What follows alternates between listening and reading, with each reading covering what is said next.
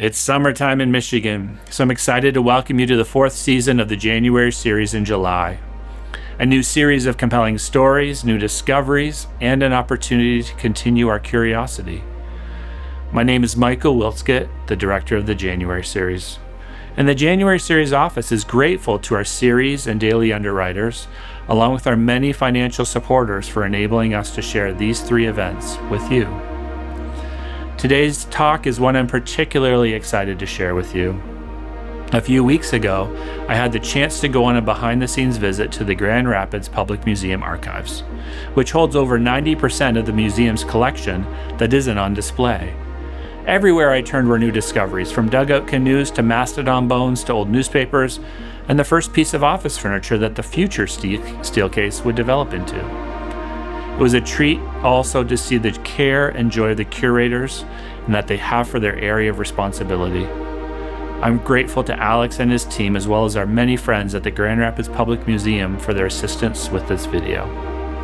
So step into the storage room with me and join us for week 3 of the January series in July.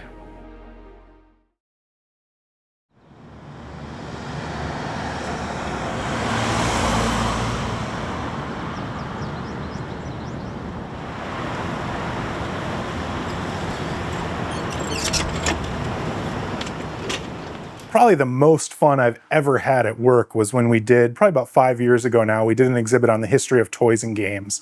Basically, I got to go out to all the flea markets and antique shops and go on eBay and buy all the toys that I didn't get to have when I was a kid in the 80s to put in this exhibit at the museum. All of these kinds of creative projects that we get to do, we have artists and designers, lighting experts, and people who work with occupational therapists, educational experts, all of these folks that come together to make a really amazing final product for the people of West Michigan to come experience. I think it's always something different, and it's just a really exciting environment to come to work every day. I'm Alex Forist, the Chief Curator here at the Grand Rapids Public Museum. I've been at the museum for 17 years now in different positions in the collections and curatorial department. And really my role here at the museum now is to take care of these collections, make sure that they're preserved and kept safe, and to make them accessible to the public that we serve, the people of West Michigan. So we're here at the Grand Rapids Public Museum's archives, which is sort of the behind-the-scenes facility where all the collections are stored when they're not on exhibit. And a good way to think about that is when you visit the Grand Rapids Public Museum, you see all 3 floors, all the things that are over there. That's really just the tip of the iceberg, about 5% of the collections. The other 95%, about 250,000 artifacts and specimens, are stored here at the Community Archives and Research Center. And really there's 2 different facilities that have 2 different emphases. When you go to the museum, the emphasis is on access. We want to put things out there where people can experience them, see them, sometimes even touch and handle them. Here at the archives, the emphasis is more on preservation. So that's really what we focus on here. But of course, objects from the collections are going back and forth between the museum and the archives on a regular basis. So everything that we have is all part of the collection. It's all available to us for our exhibits that we build, for our programming, for loans to other institutions. That's what's all here at the archives. So the archives is a purpose-built facility to store collections.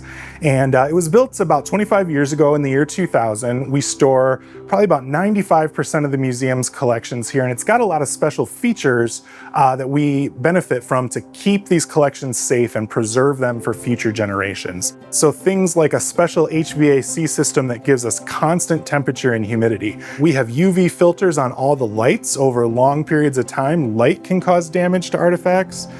We have an integrated pest management system to make sure that we don't have any little critters crawling around in here. We have security at the facility to make sure everything stays safe. All of these things combine to make a facility that is really intentionally built and designed to keep collections safe for long into the future. One of the things that we really enjoy doing is providing these behind-the-scenes tours for visitors and guests. And there's really two goals that we try and accomplish on these tours. We want to talk a little bit about how a museum functions behind the scenes, what the jobs are, the people that are caring for these collections, researching these collections, and then we want to just look at a whole bunch of cool stuff. So as we wind our way through the facility on a tour, we would visit, for example, our processing room, which is kind of our main work room. It's where we do all of our artifact photography. It's where we do some of our light repair or conservation. We would then proceed probably into the archives, which is a room that's just, chock full of primary sources, mostly two-dimensional on paper, things like newspapers, magazines, books, maps, photographs, all of that type of stuff we collect and keep here in the archives. Then we would come up here to the furniture space. We have about 1,500 pieces, largest collection you'll find anywhere of Grand Rapids made furniture. So this is kind of one of the iconic pieces of Grand Rapids furniture in the collection. This is the what's called the Centennial Bed. It was made by the Berkey and Gay Furniture Company for the U.S. Centennial Exposition in Philadelphia in 1876. And it's just such a perfect example of kind of the height of what those Grand Rapids furniture companies were trying to do. We've got a storage area with about 10,000 pieces of historic clothing, fashion, and accessories documenting what people in West Michigan were wearing all the way back to the 1800s. This aisle is one of my favorites. It has 200 wedding dresses dating back to the 1860s. Our World Cultures collection is really significant. That is stuff from all over the world. Some of these are very old, some of them are much newer. And then finally, our natural science collection is usually the last stop on our tours. Those are some of the museum's oldest collections, going all the way back to 1854. All things from the natural world that the founders of the museum, started collecting in their personal cabinets of curiosities back in the 1850s. So one of our core values as an institution is that everything that we do is based in education. We just think it's so important that really any learners, whether they're K through 12 students or adults, have an understanding of what is a primary source and how to read and understand those sources. And so a lot of our educational programming is based around taking museum objects and literally putting them in people's hands and letting them do that close examination for themselves to see what they can use their senses to observe and draw conclusions about, a particular period in the past. We just think it's so important that people, especially young people, develop that skill. This is a really fun piece in the collection. This is from probably about the 1880s, and it's called a Tepler-Holtz static electric generator. This particular piece actually was in a doctor's office in Holland, Michigan, where it was used as a treatment for hair loss. There's lots of challenges that come along with managing a collection like this. There's plenty of logistical ones. There's never enough space. Whenever we collect a new piece of furniture, we play what we call furniture Tetris, right? Which is trying to fit it into these existing storage units that we have. Another challenge that we talk about a lot is we are blessed with a very generous community. We are getting phone calls and emails and people showing up here every single day with things that they're willing to donate and give to the museum, outright give.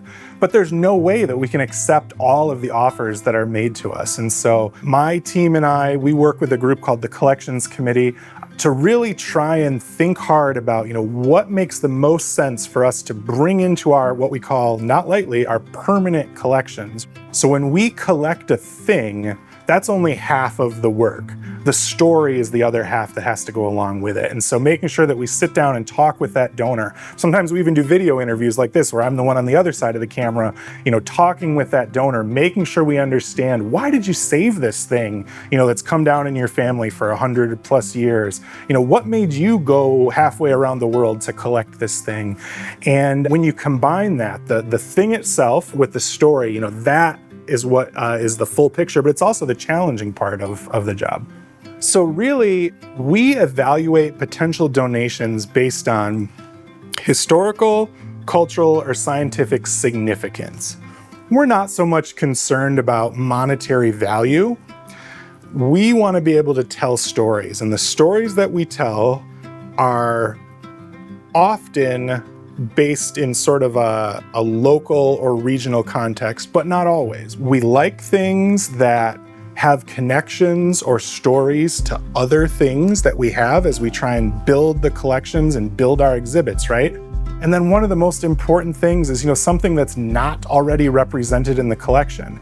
Probably the most common reason why we would say, thanks but no thanks to a donation offer is we already have, 50 of those here in the archives. And so the story is what makes the difference. We may have 50 manual typewriters. We may have 200 quilts. We may have, 38 sewing machines in the collection. But if you can tell us the story of that quilt, the story of that typewriter, who used it, how it came down through your family, where it came from, all of those things make objects much more desirable for us. So one of my favorite examples of where the object is kind of but the story is really important is this garbage can, a little trash can that we have here in the collection. But this trash can is actually the first product that Steelcase ever produced back when their company was the Metal Office Furniture Company. It was called the Victor Wastebasket. It was made in 1912. And that piece is really, really important to the story of the history of furniture here in Grand Rapids, because before 1912, most of the furniture companies are like the Berkey and Gay Furniture Company that I talked about with the Centennial bed. They're making this elaborate residential furniture out of the hardwood from the forests of Michigan. By 1912, that resource was pretty much gone. And there was a whole new sort of set of design constraints that furniture manufacturers were starting to work under. One of which was in the modern office buildings of the 20th century, which were often starting to become skyscrapers. There was a real problem with people smoking in their offices, putting their cigarettes in wicker wastepaper baskets, starting a fire and burning down the whole building. So here in Grand Rapids, the Metal Office Furniture Company decided that, maybe there's a market for a metal trash can. Not going to try and get people to stop smoking at work. That would be ridiculous, but we could at least contain the fire. But now they had another problem. They had to get people to buy their product.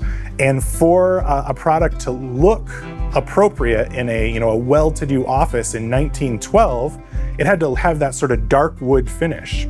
So the Metal Office Furniture Company not only created and sold the first metal trash can, they invented a process to put artificial wood grain on metal so it would look like wooden furniture.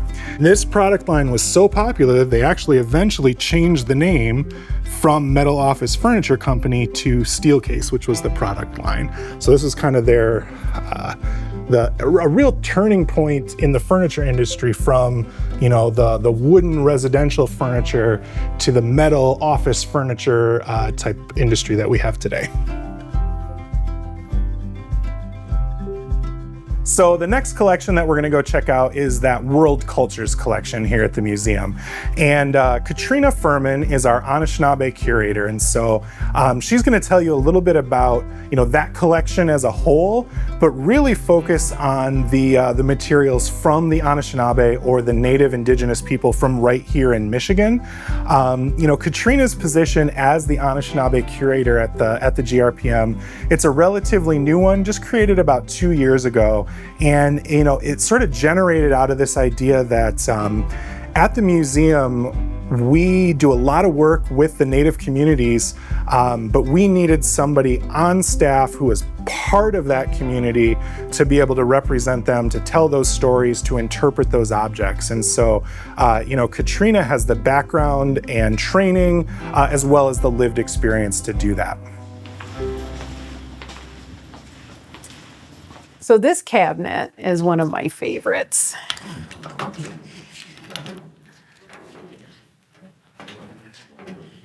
And has some really cool stuff. And when you open it, you can smell the sweet grass from the baskets, which always, it's amazing. As a proud Anishinaabe Kwe, I'm a member of the Grand Traverse Band of Ottawa and Chippewa Indians. And I just love being able to share my culture and knowledge with people. My grandmother was a product of the boarding schools, and so she really did not want to teach us too much for fear that if we spoke the language or, did something within in the public and somebody saw it, that would be grounds to take us away. It wasn't until after Holy Childhood closed that Grandma would share things with us, and unfortunately she passed a few years later. I kind of feel almost cheated out of having that access to my culture and my language. And so in adulthood, I've made it a priority to learn more about my culture and my language. And being in the community, being able to talk to other people and, not just sharing what I have, but learning from others has really been huge for me. And that to me is the most exciting part of being an Anishinaabe curator. My main focus right now is with the exhibit redesign. So Anishinaabe, the people of this place, is resting at this time while we redo a lot of it. And when it comes back in fall of 2026, it's going to be all refreshed, and the stories are still going to be shared, just in a different type of format. My feeling is museums do the past really well. They do the present kind of so-so, but they don't do the future. And you walk into a museum and they always talk about Indigenous people in the past tense. And it's really important that people understand that we're still here. That is the crux of our exhibit. Anishinaabe, or Anishinaabe, the first people of this place, is going to reinforce the fact that we are still here. We're still practicing our traditions. We're still very much a united community that is sharing information and sharing our stories. And we want to share that with the non-Indigenous community as well, so that they get a better understanding of not just how Grand Rapids was founded in 1850, but how things came to be prior to 1850 and how we are going to continue to work together in 2025 and beyond. One of my favorite pieces, and I brought it out here. This is a cool little basket. The story with this is that the emerald ash borer has decimated the black ash trees in Michigan, and actually in like 30 states. And the black ash tree is culturally significant to Anishinaabe people for many reasons, basketry being one of them. When you take a resource like the black ash tree and it's no longer available, then not only are we losing that resource, what we're also losing is our culture and our techniques. And so Kelly Church made this basket, and she's using the same traditions and techniques that she would for a black ash basket, except it's made out of mini blinds. I just think it's a really great example of our perseverance and how we adapt and how we are going to continue to be here. You see just a few little pieces of ash because, it highlights the fact of how limited that resource is and how precious it is to us. But you're also seeing that we can still continue through our traditions. In this drawer is one of my favorite quill works, and that's this basket back here. This is called Tribute to the Four-Leggeds. So one of the biggest challenges to being the curator of the Native American collection is definitely NAGPRA, which is the Native American Graves Protection and Repatriation Act. This act was passed in 1990 and states that any institution that takes federal funds, whether it's a museum or a university, anything that has within their collections something that is a burial object, human remains, or items of cultural patrimony that belongs to a Native American tribe needs to be repatriated, needs to be returned to that tribe. And one of the challenges that we've found with the Anishinaabe collection is that when we start looking at some of the items that we have and we start researching the provenance, we're finding a lot of things are tied to burials. So that has been a huge challenge, because once you identify that this item doesn't, should not be shown, number one, it has to be pulled if it's on display. And number two, we have to reach out to the tribal governments and nations that may have a claim to it. And then we have to start writing letters, and we have to post this in the Federal Register. So there's a lot of red tape and paperwork that happens. And the tribes have to be ready to accept it too. So it's not just a matter of us handing it off to them, but they also need to be able to receive it, to have their ceremony, to have their reinterment, basically having a second funeral for the person or the objects that were disturbed from burial. And it gets very expensive, it's very time consuming, and there's firm deadlines to have things done. So that's a huge challenge. This drawer down here has a really amazing piece. This is called Storm Power. What I hope that students experience through this collection and through the new exhibit is that continued sense of wonder, that continued sense of learning, but also reinforcing the fact that they probably have an Indigenous child or two in their classroom. And to those Indigenous kids, I just want them to be proud of who they are. I remember being in 3rd grade myself, and history books, we'd open it up, and as soon as they said Indian, 28 sets of eyes turned around and looked at me, like I was supposed to be the expert on it. And that's a lot for a kid to carry. And I want that kid to hear the term Native American or Indian or Indigenous and just have their heart swell with pride, because that's who they are and that's who they're talking about. And I also want the teacher to know that there are resources available other than that 10-year-old that's sitting 3 rows back. I want that teacher to come in and be able to look around and know that they can get some really good information from our exhibit. They can have some takeaways from that, and just be excited about teaching it as the kids are excited about learning it.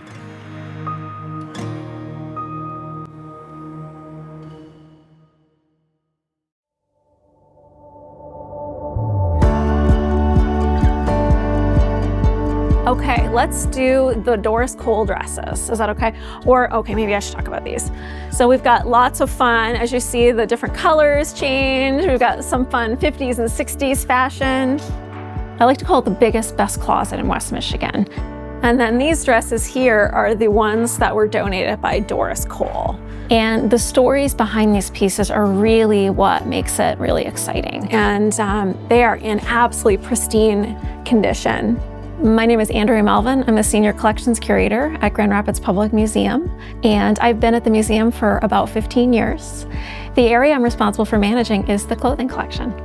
I got started in this field because I had a very big interest in sewing and creating garments. I guess as a youngster, I really enjoyed making things. I was very artistic, and it was actually my mother who introduced me to my first sewing machine, and she got me sort of learning the general art of sewing, and I was making doll clothes and eventually my own clothes, and then sometimes clothes for other family members as I got my skill set. Then I learned that actually in my hometown there is an incredible university program called Costume Studies, and it was at Dalhousie University in Halifax, Nova Scotia. So as I learned about that program and got into that field, I just realized how incredible the everyday clothing of people are, and these amazing stories behind these pieces. Clothing is literally the most personal artifact. I think clothing can bring a lot of memories for people. And so, seeing these collections being preserved here at the museum is really special, and seeing them continue to grow, and we're continuing to add, and we're continuing to collect stories from members of our community. I'm really drawn to the pieces that are kind of in the everyday dress category. One of my favorite pieces, and I talk about this one a lot, there's an All-American Girls Professional Baseball League uniform. So there was an early baseball team in Grand Rapids called the Grand Rapids Chicks. It dates around the early 50s and was worn right here in Grand Rapids by women baseball players. And the chicks, they sort of moved into playing baseball when many of the men who were playing baseball were off serving during World War II. In our community, the Grand Rapids Chicks team was really loved. And so this uniform that we have, it was worn by player Marilyn Jenkins from Grand Rapids. And she ended up being actually the donor of the uniform. And just taking a look at it, I mean, it's a skirt. These women were, it was a different time, and they were expected to dress very ladylike, even while playing sports. And so they had many challenges associated with wearing it, though. And that's actually what really intrigues me, is how these women kind of overcame the challenges associated with the uniform. I do enjoy kind of these fashion pieces allowing us to kind of reflect on different eras in history and how times have changed.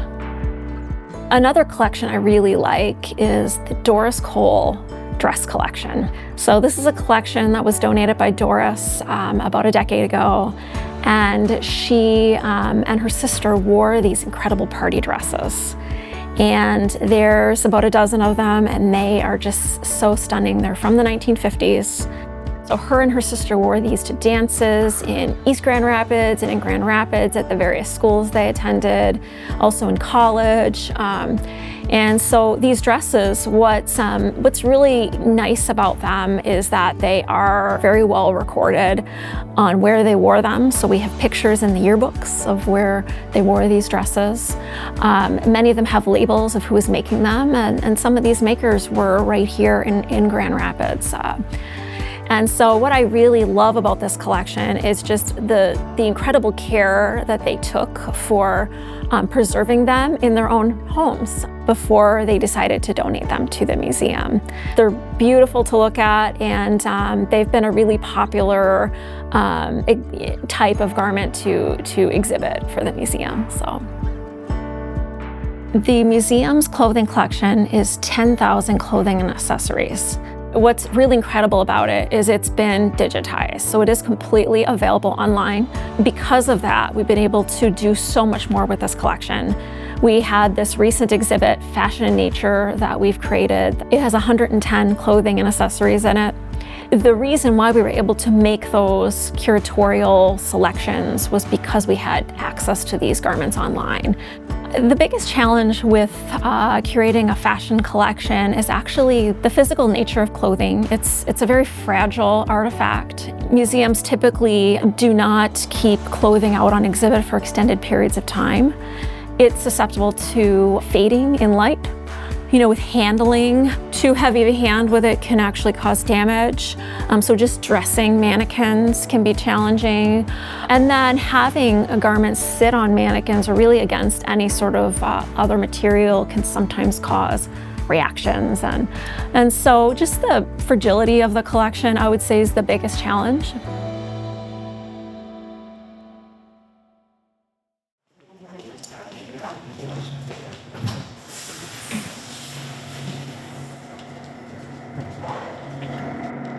So my name is Dr. Corey Redman. I am the science curator here at the Grand Rapids Public Museum. Fossils, rocks, fieldwork has always been a passion of mine. Always enjoyed it, was always collecting bones, rocks, minerals, fossils when I was a kid. I've never wanted to do anything else, so I was one of those kids that never grew out of, liking dinosaurs and fossils. My background is in geology, biology, with an emphasis in paleontology. So I have a very broad background, which works very well for my position here at the museum because I am the only science curator. And our collection covers a huge range of specimens. And we have our most recent addition, the Moreland mastodon, which was found in August of 2022, just north of Kent City. So the Grand Rapids Public Museum is the oldest museum in Michigan. It was founded in 1854. When the museum was first founded, it was founded as a science institution. So while our collection is relatively small, the majority of our collection is really old. You're looking at a lot of our specimens, the majority of our specimens are from the late 1800s, early 1900s, which makes it pretty significant. There are other collections out there that have that, like the Smithsonian, University of Michigan, stuff like that. But for an institution our size, that's pretty unique. In terms of why is curation museum collections important more general, is, I mean, you're basically preserving objects for future generations, both in terms of education and research and study. You never know what modern technology is what new inventions are gonna come up that allow you to take an old specimen and study it in a different way. So, you know, it wasn't that long ago that ancient DNA was a relatively new thing. And now we can go back and we can sample a lot of things that are much older and extinct that we never thought possible. The only reason you can do that is because you have some of those objects in a collection. So all the bones you see behind me belong to the moorland mastodon. It's over 70% complete, which is actually really rare for a mastodon, for an animal this size. One of the really interesting things about the science collection is because it's so old, we have a lot of, we have specimens from all over the world. I mean, we have stuff from, you know, the Pacific coast along Japan, you know, certain shells. You know, we have several partial mastodons, which is just fantastic, something that's more local. We have tons of rocks and minerals. Rocks and minerals is a large part of our collection. And for some of our specimens, you know, the type locality where that specimen was collected and where it was originally described, that mineral is no longer accessible. Either it doesn't exist anymore because it's been removed, usually due to development, or you just can't access it for various reasons because it's now private. So you couldn't go out and collect that specimen if you wanted to. A big part of my job over the last, you know, 6.5 years has been just to unpack the collection because they haven't had a science curator in 25 plus years. And so when they moved the collection in this building in 2000, most of the science material was still in boxes. So a good part of it has just been unpacking to see what we have. And so when we came across several lava medallions. So all of these lava medallions come from lava on Mount Vesuvius. This particular medallion, as you can see stamped in it, was made in 1880. This was something that I had never heard of and was never aware of until we started unpacking our rock and mineral collection. We started coming across them. And so I think that's really neat. I think it tells a really cool story. You know, souvenirs, everybody can relate to going on vacation and bringing home some souvenirs. I've heard of plenty of people bringing home lava rock souvenir, but not actually sampling the lava themselves and then cooling it to solidify it. We have a really nice collection. I mean, it's a small, and you know, and the focus of the museum is education, not research, not like the University of Michigan or other institutions like that.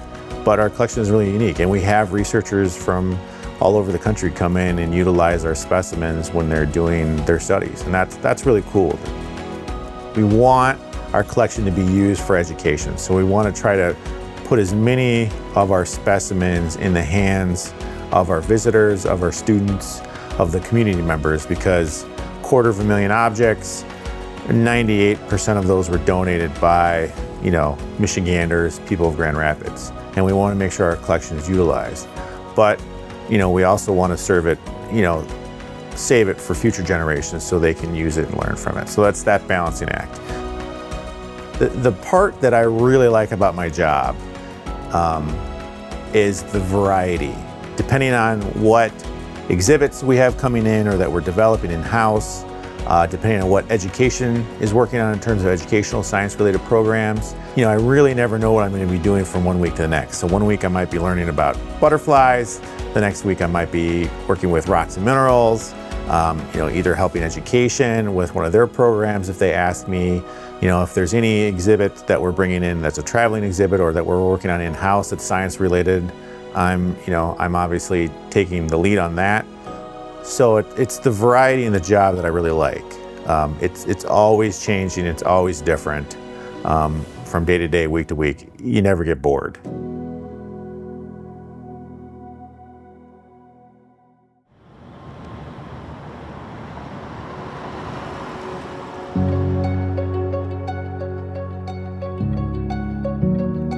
So one of the things I'm excited about is to see, what can I secure for the collection next? What donation can I get? We do have some funds to purchase things if we need to. Usually if we do that, we're doing it with respect to a particular exhibit that we're developing in-house. But yeah, so I'm always looking forward to, what's going to get donated next that we can add to our collection and improve it, increase that diversity, increase that, educational value. So as you know, fashion is constantly evolving and changing. There are new styles and trends, and we're trying to make sure we include those in this collection. And so in order to do that, we've actually been working with high school students. So we have each year a group that meets with us. It's a senior class from the Grand Rapids Public Museum School. And they help guide me on what to collect next. Everything from Crocs to bucket hats to this year we did prom fashions. We're really taking the collection and making it relevant to today and collecting for the future. So that's, I think, the biggest focus right now for the clothing collection. My hope for the future is that, of course, that the museum will continue. I feel like the exhibit is, it is not my legacy, it is the legacy of my generation right now. The old exhibit was up for 30 years before we rested it. We're looking at 30 years for the new one, which is really exciting to think of my grandkids coming in. We always look at 7 generations in the future when we make our decisions. And I just want, 7 generations from now to still feel the pride in the exhibit that I'm feeling today. What we're excited about is what's coming soon in the future. We've got this fall some new construction here at the archives that's going to open this up and make it accessible to even more people. For years now, we've been bringing people through this facility, but we're really kind of fighting against the design. It was created and designed as a safe space for collections, not for people. And so this new community access to collections is going to really create a space for people to interact with these objects. There's going to be a new front entrance to the facility where guests can enter. There'll be a reception area. There's going to be meeting areas and artifact labs that school groups and community groups will be able to use. We are anticipating doubling or even tripling the amount of K through 12 groups that come through the facility. They're going to be able to do hands-on activities with objects in those artifact labs. Another thing that we're really excited about is offering professional development for teachers. Our on-site museum school does some really cutting-edge programming with objects, and we want to teach other teachers how they can do that in their classrooms as well. And so the future is really bright, over the next couple of years as that new part of the facility gets constructed. We'll be welcoming more and more guests to come in and use the archives than ever before. At the Grand Rapids Public Museum, we really believe that the purpose of our collections is for education and inspiration, right? So whether it's, a young person, seeing an exhibit and maybe recognizing themselves and that they have been a part of this community's history and that they are represented in the museum, or whether it's seeing them something, completely unexpected that takes them by surprise and sends them off on a new journey, a new experience. We really think that having the real thing, the primary source, the thing from 100 years ago or 200 years ago, the real mastodon tooth that we can put in a second grader's hands, that creates these experiences that really inspire people to go, once they leave the museum, to take that next best step for them and whatever their learning journey is.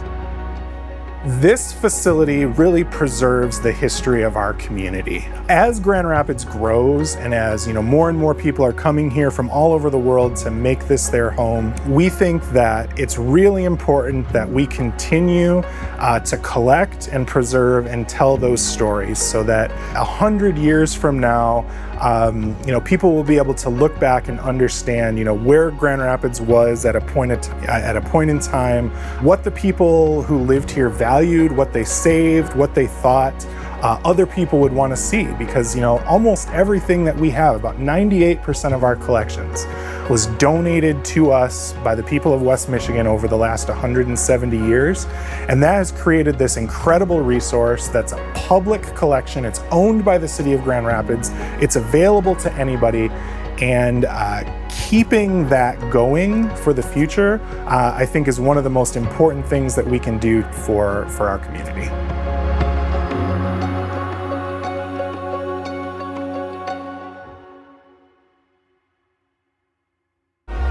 Thank you again for joining us for the January series in July, one part of the year-round January series at Calvin University. The Staub Lecture Series will be returning in November, and our speaker lineup for January is almost complete. I can't wait to share with you the wonderful guests who will join us on campus next year. Please visit www.calvin.edu/January for more details on all of our program. Thank you again for joining us this July.